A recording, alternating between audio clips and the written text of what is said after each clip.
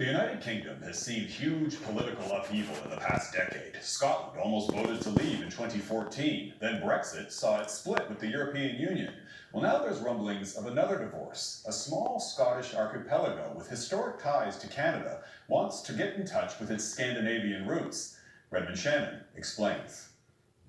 There are few places in the UK as idyllic as Orkney, at least when the sun shines. It's a group of 70 islands sitting just off the north of Scotland and home to 22,000 people.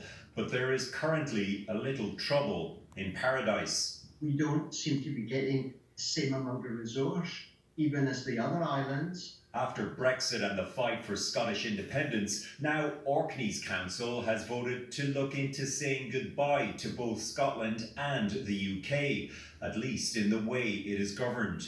One option for Orkney would be to become a self-governing British Crown dependency, like the Isle of Man or Channel Islands. I went along the street and spoke to one or two of the people. They were saying, this is the time for us to consider where we go, how we can really contribute to a global world. The islands were once the main recruiting hub for Canada's Hudson's Bay Company, and there are now even suggestions Orcadians could look far afield again to embrace their strong Viking heritage as a territory of Norway.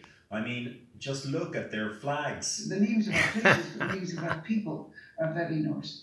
For example, very popular names for children would be Erland, Thorfinn. We celebrate Norwegian Constitution Day. On the 17th of May, we have a Tolkien parade. Lots of friends from Norway come to that. Orkney was Norse territory until 1468, when the King of Denmark and Norway gave the islands to Scotland as a dowry for a royal wedding. Professor Donna Heddle thinks the threat to return is more about political leverage. It's difficult to see at first glance what the immediate benefits of such a change would be.